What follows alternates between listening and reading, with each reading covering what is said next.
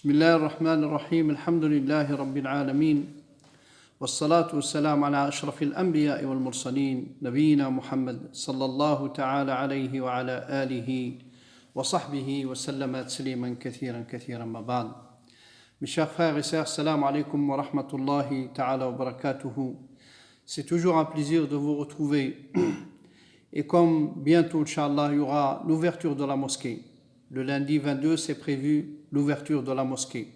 La mosquée, elle va accueillir ses fidèles. Inch'Allah, on demande à Allah Azza wa Jal qu'il nous comble de la discipline. On essaye d'être à la hauteur de la discipline. Car nous vivons quand même une période très difficile et compliquée. Donc on compte, Inch'Allah, sur les fidèles, sur les frères, ceux qui vont venir accomplir les salats. À partir de Dohr, le lundi, il y aura l'ouverture de la mosquée, Inch'Allah. À partir de Dohr, les fidèles ils pourront faire ou accomplir les prières à la mosquée, Inch'Allah. Seulement, ce qui est conseillé, c'est de garder un peu le masque, la distance, essayer de garder le moyen de se préserver et préserver les autres, Inch'Allah. On serait très content de vous accueillir, le frère Youssef, le frère Abdelrachid, le frère Boumoudine et son association, Inch'Allah, ils feront le plaisir de vous accueillir, Inch'Allah, et compteront sur votre aide à la discipline, Inch'Allah. Comme ça, tout ira dans le mieux, Inch'Allah. On demande à Allah Azza wa Jal qu'elle accepte. Nous, on continue sur notre sujet. Le sujet dont on a commencé est le sujet d'une importance, vu les messages, vu les commentaires qu'on a reçus de la part des frères et des sœurs. Certainement, c'est un sujet à lequel il tient les frères et les sœurs, les musulmans en général. On a commencé avec le ruqya, le hijama. Nous avons expliqué ce que c'est que le hijama et comment elle doit être pratiquée et comment il a pratiqué notre prophète sallallahu alayhi wa sallam. Et la ruqya aussi, nous avons expliqué plus ou moins comment elle doit être faite, par qui elle doit être faite, qui c'est qui est autorisé à faire le ruqya. Le seul conseil que je peux donner aujourd'hui aux frères et aux sœurs pour se préserver de ce fléau, car c'est le début et c'est le moment le plus important, c'est comment se préserver et préserver les enfants. Vous avez vu une négligence chez les musulmans en général? Quand ils mangent le soir, ils ne se lavent pas le visage. Le prophète sallallahu alayhi wa sallam, dans un hadith authentique, il a dit Iblisul lahasun.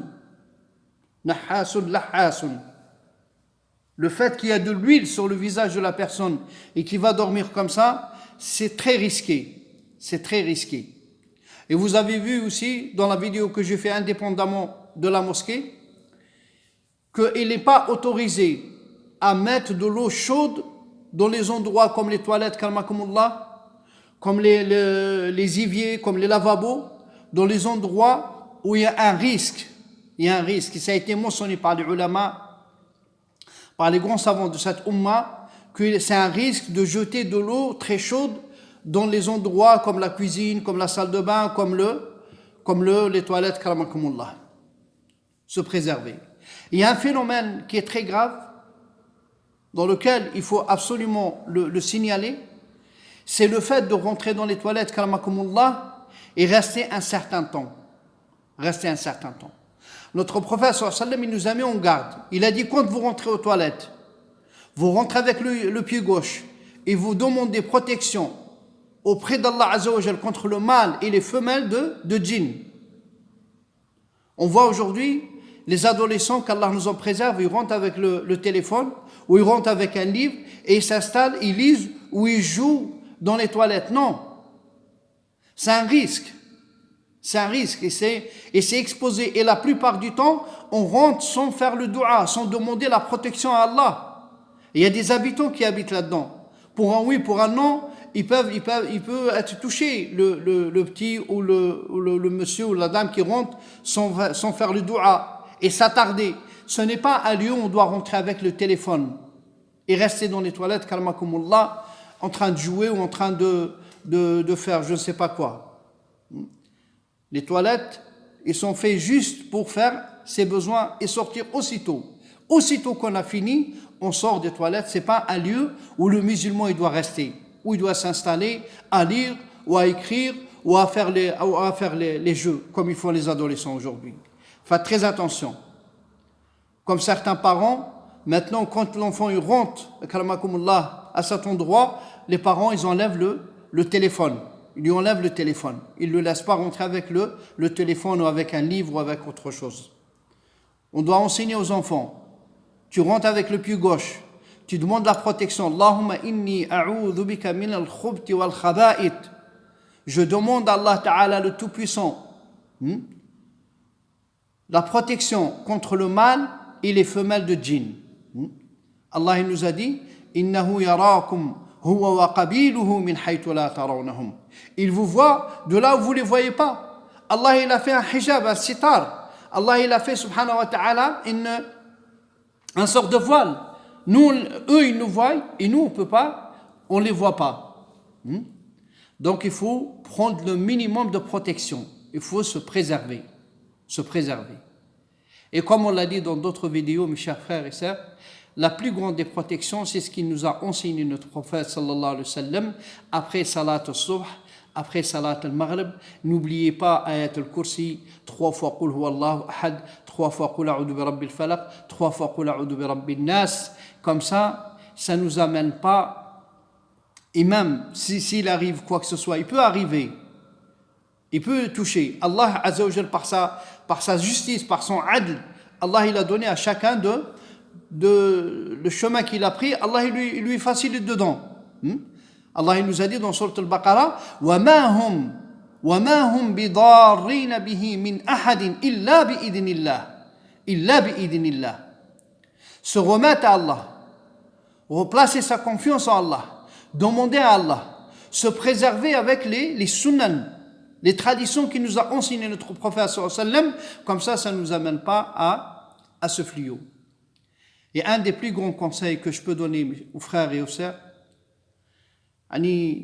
pour être plus malade et pour être plus dans le ténèbre, n'allez pas voir ce genre de personnes. Les publicités que vous trouvez, ou les sorciers, les voyants, ce genre de choses, ils vous rendent plus malade. Il n'y a pas de guérison. Il n'y a pas de guérison chez eux. La guérison, Allah, il a été clair. Et le fait d'aller chez ce genre de personnes, c'est démentir Allah. Ar-raddu ala Allah. C'est comme si tu es en train de dire, Ya Allah, certes, tu as dit que le shifa, la guérison, elle est dans le Coran, mais moi, je la vois autre part. Et je vois aller chez des charlatans ou chez des menteurs qui sont là juste pour prendre certains biens de votre part et de vous laisser, ils n'en ont rien à voir avec la souffrance que vous avez ou le mal que vous avez, ils n'en ont strictement rien à faire.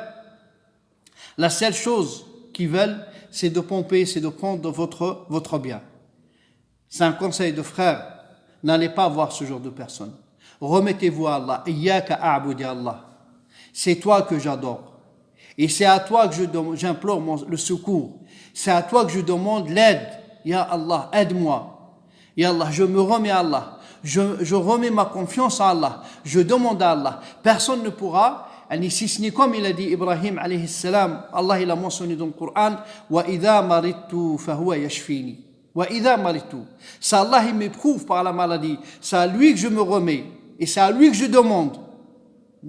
Et c'est lui, subhanahu wa ta'ala, qui me fait comme il a fait au prophète Ayyub alayhi salam, quand il a été très malade. Rabbi inni massani ad-durr wa anta arhamur rahimin. Ya Allah, je suis touché par la maladie. Et toi, tu es le clément et le miséricordieux. Tu es le clément et le miséricordieux. N'allez pas voir ce genre de personnes. Ils sont là pour vous profiter de vos biens. Et à la fin, wallahi, et je jure par Allah, et je suis dans la maison d'Allah Azza wa Jal, il n'y a aucun résultat. Aucun résultat. Ce sont des mensonges, comme il a dit le prophète sallallahu alayhi wa sallam, il vous dira une seule parole véridique et le reste c'est que du mensonge. Se préserver avec le Coran, se préserver avec les al-ad'iyya al-masnouna 'an al-nabi sallallahu alayhi wa sallam. Ne vous inquiétez pas. Wallahi, ne vous inquiétez pas. Il nous touchera, c'est ce que Allah il a prescrit pour nous. Et personne ne pourra l'enlever si ce n'est par la volonté d'Allah Azza wa Jal. On demande à Allah Azza wa Jal qu'il nous accepte. Et on demande à Allah Azza wa Jal qu'il nous facilite et qu'il nous protège contre ce fléau, contre le mal, tout en entier. Et Allah subhanahu wa ta'ala wa tawfiq. Wassalamu alaikum wa rahmatullahi wa barakatuh.